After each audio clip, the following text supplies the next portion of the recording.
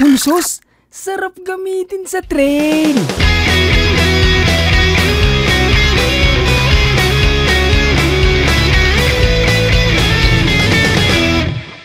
GT Zaskar FS. FS kasi full suspension.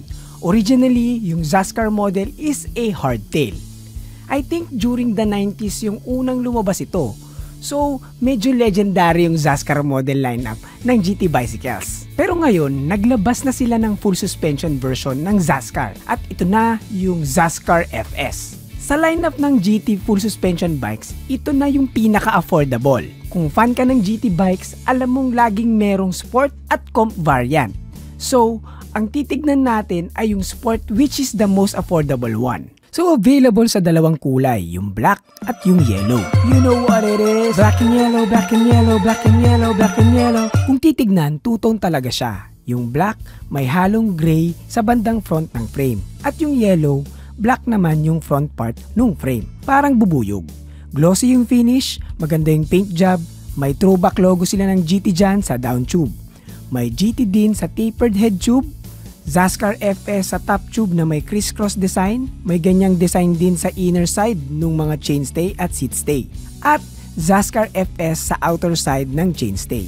Yan lang yung mga design. I like that minimalist look. May mga random stickers lang sa mga random places pero pretty much very minimal design. Yung buong frame from the front triangle up to the rear triangle ay gawa sa aluminum.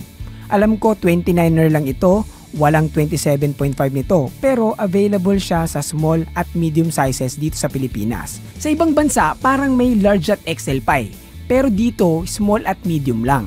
May battle cage mount dito sa down tube at sa ilalim ng top tube. May gusset din dito for added rigidity ng connection ng top tube sa seat tube. Walang triple triangle design tulad ng mga common GT bikes. Baka kasi may rear triangle na. Ikaw naman. Pero yun nga, walang triple triangle design. Meron itong 120mm rear suspension travel. Ganyan lang yung travel niyan kasi this is a trail bike. So, in between niya ng cross country at enduro. Though, ito yung pinakamababang travel para sa isang trail bike. Madalas, ang mga trail bike nasa range yan ng 120 to 160 rear travel. Mga ganyan. So, pasok ito sa trail category. So, technically, kaya nito yung mga medyo gnarly na lusong sa trail. Capable yan at hindi rin naman masyadong mahirap ipadjak yan paahon kumpara sa mga long travel counterparts like enduro and downhill bikes. Yung pinaka-suspension system na ginagamit nitong Zaskar FS ay Horst Link, also known as 4-bar. Isa ito sa pinakasubok na suspension system. Wala akong doubt, sure ako nagagana ng maayos yan. Tinawag siyang 4-bar kasi essentially meron siyang 4-bar linkage. Pero ako, ang palatandaan ko para malaman kung Horst Link ang isang suspension system, tinitignan ko kung merong pivot point sa chainstay before the axle. Pag ganyan, Horst Link yan. Yung rear shock niya ay SR Santo Radon R. 190 by 40mm, meaning 190mm eye to eye tapos 40mm yung stroke. Radon R ito. Yung R meaning rebound. May dalawang klase ng radon, yung R tsaka yung LO or yung low, meaning lockout. So yung low, pwede mong ilock yung stroke at may konting compression setting ka. Itong R, hindi mo pwedeng ilock pero meron kang rebound setting. Parehas naman niyang adjustable yung air spring. Pero itong Zaskar FS Sport, alam ko Radon R version lang ang nakakabit sa kanya. Pwede mo namang palitan yan kung gugustuhin mo. Anyway, yung frame, internal cabling sa front triangle tapos lalabas siya dito sa ilalim, then magi-split na yan sa labas ng chainstay. Dropper post ready na rin ang bike na ito. Though, naka-normal GT aluminum seat post lang na 31.6 ang nakalagay pag nag-purchase ka ng bike na ito. At dahil hindi ko matiis, syempre, naglagay ako ng sariling dropper post. Naka-bolt type na seat clamp na rin pala ito. Isa sa mga nagustuhan ko sa frame na ito ay naka-boost 148mm na ang hub spacing na naka-UDH. UDH meaning Universal Derailleur Hanger. So halos lahat ng big brands ng bike inadapt na yung tech na yan. Kasi sa totoo lang, pag nasira yung RD hanger mo, iisang klase lang yan. Mas madaling umorder or maghagilap.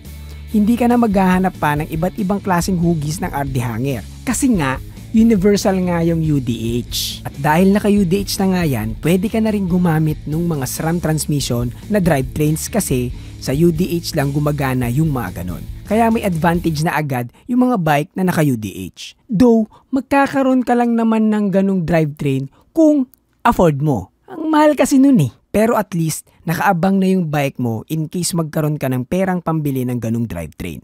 Celebrate small or big wins with your special ones. Come to Brew Brothers Cafe, your destination for celebration. Speaking of drivetrain, itong Zaskar FS Sport, gumagamit ito ng Advent X 10-speed drivetrain. So, 1148T na cassette, then 10-speed RD and shifter. May clutch na rin yan for less chain slap. Iwas tanggal chain na rin yan. May review pala tayo niyan, naka-drop bar setup. Baka gusto mong panoodin. Halos same yan ito. Iba lang yung shifter. So, para magkaroon ka ng mas malalim na kaalaman about sa drivetrain na ito, panoodin mo yan. KMC yung chain na ginamit. Gusto ko yan. Mas gusto ko to kaysa sa Shimano na mabilis kalawangin. Cranks nito ay ProWheel MPX na may 32T na chainring. Hindi na yata kayang mag 34T na chainring to. Baka bumangga na sa chainstay. Naka-outboard bottom bracket na ProWheel din ang brand. Kaya mas madaling i-maintain. Anyway, BB shell nito ay 73mm, baka lang may magtanong. Brakes ay Tektro HD M275 hydraulic na may 180 rear at 180 front rotors.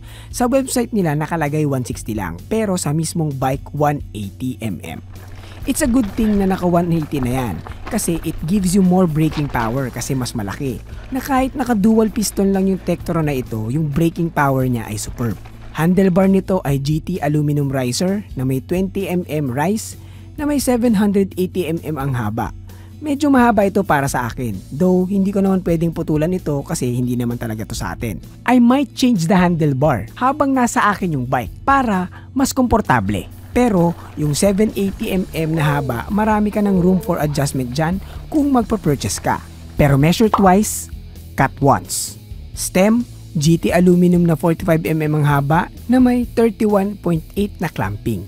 Grips, WTB, makapit naman, pero yan yung mga bagay na personal, so it's up to you kung papalitan mo o hindi.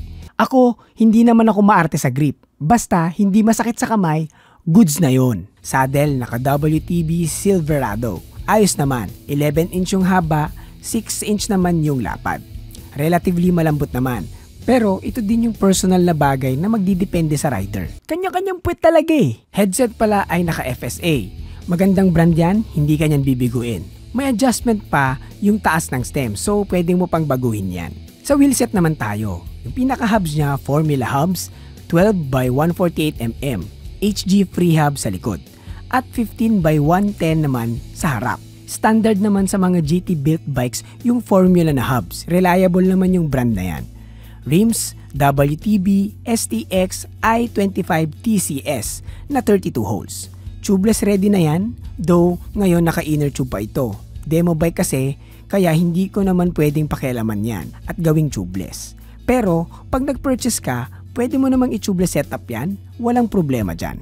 Tires WTB Trail Boss 2.25 na 29. Pang loose over hard, dirt at rocky itong gulong na ito.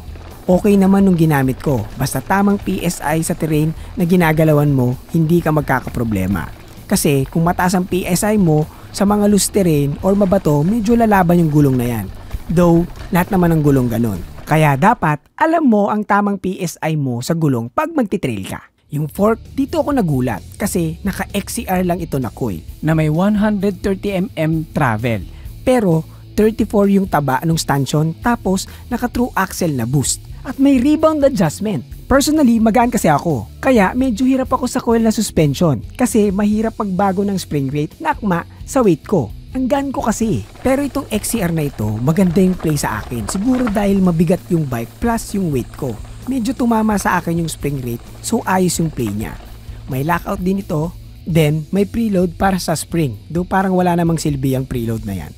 Pero overall, ganda ng XCR na ito. Mabigat nga lang. Speaking of mabigat, overall weight ng bike ay nasa 17.6 kilograms. Given, full sus ito na aluminum. So expect mo na may kabigatan talaga.